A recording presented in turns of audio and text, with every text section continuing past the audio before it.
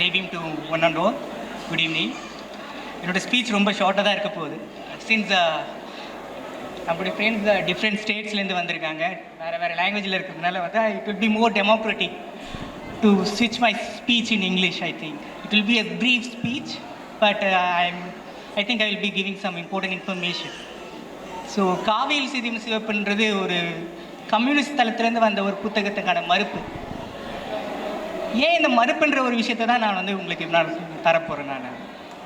So the book presently being released, காவியில் சிதியும் சிவப்பு, is a response against the malicious misinterpretation of Buddha's Dhamma.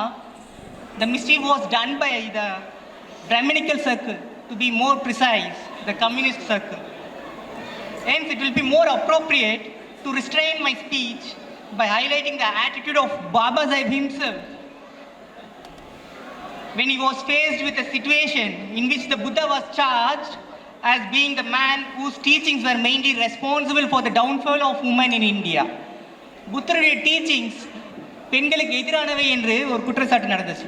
அதற்கு பாபா சாஹிப் அவர்கள் என்ன நிலைப்பாடு, என்ன எப்படி ரியாக்ட் பண்ணான்ற ஒரு விஷயத்தை அவங்களோட ஷேர் பண்ணணும்னு நினைக்கிறேன் நான். Such a notorious charge appeared in an article which had appeared in Eve's Weekly in the year January 21, 1950. As a refutation to it, Lama Gohin, he is otherwise known as Ernst Lothar Hoffmann, he wrote an article titled The Position of Women in Hinduism and Buddhism.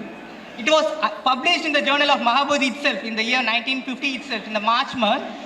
It is pertinent to understand Baba Sahib's attitude in this regard. I want to quote his own words. He said that Lama Govind did his duty as every Buddhist must in coming forward to refute the charge. He said that Lama Govind has done his duty by refuting the charge. But the matter cannot be allowed to rest here.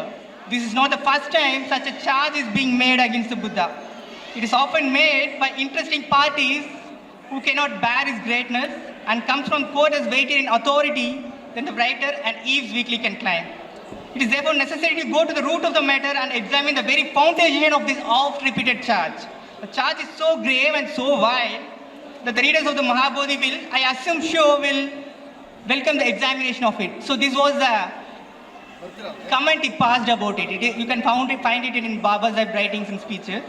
Thus, Baba Sahib himself took the responsibility of demolishing the charge of Buddha's teachings. He refuted that his teachings were not responsible for the downfall of women in India.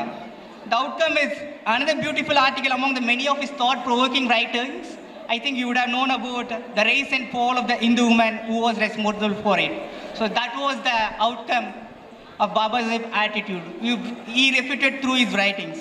The point I want to make is, this is a very important thing. The point I want to make is, we have witnessed many decades during which the writings of Baba Sahib were suppressed.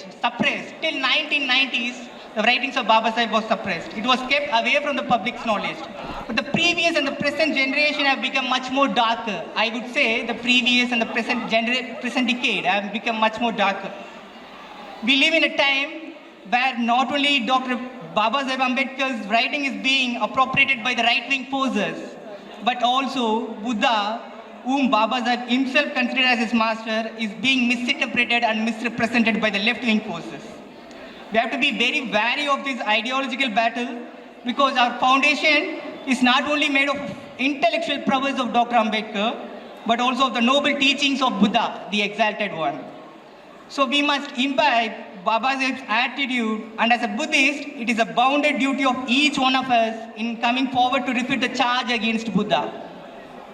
பௌத்தத்தில் தவறான கருத்துக்களாக இருக்கிறத ஒரு மெலிஷியஸான ஒரு intend கொண்ட ஒரு நபர் எழுதுகிறப்போ அதை மறுத்தளிப்பது எல்லாருடைய கடமையாகவும் இருக்கிறது. வெறும் அம்பேத்கரியவாதிகள் மட்டும் இல்லை, வெறும் புத்திஸ்டோட கடமைகள் மட்டும் இல்லை, கண்டும் காணாமல் போக முடியாது. சில பேருக்கு இந்த புத்தகம் வந்துட்டு கோல்ட் ஸ்டோரேஜில் தான் போடணும், ஒரு மறுப்பு எழுதுகிறப்போ வந்து அந்த தவறான கருத்தை கொடுத்தவரை நம்ம பெரிய ஆளாக ஆக்க வேணாம், கம்யூனிஸ்ட் தளத்திலேருந்து வர்றப்போ அதற்கு ஒரு எதிரொலி தர வேணாம்னு நினைக்கிறாங்க.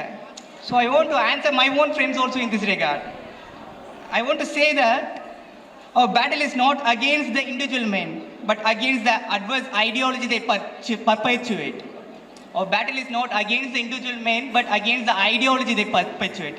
இங்கே நான் எழுதுனாலும் நம்ம தளத்திலேருந்து வேறு யாராவது ஒருத்தர் எழுதியிருப்பாங்க, அதே மாதிரி அங்கே தளத்திலேருந்து அங்கே வரும். ஸோ இந்த ஐடியாலஜியோட பேட்டில் ரொம்ப முக்கியம்.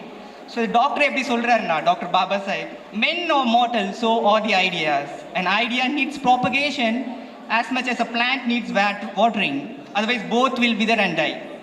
Inspired by the above words of Baba Sahib, I sincerely thank the efforts of South India Buddha Vihar, spearheaded by the dynamic leadership of my beloved Sir, Mr. Armstrong, in publishing the book Kavil Sidim Sivappu and issuing the same to the public. Thank you. Thank you.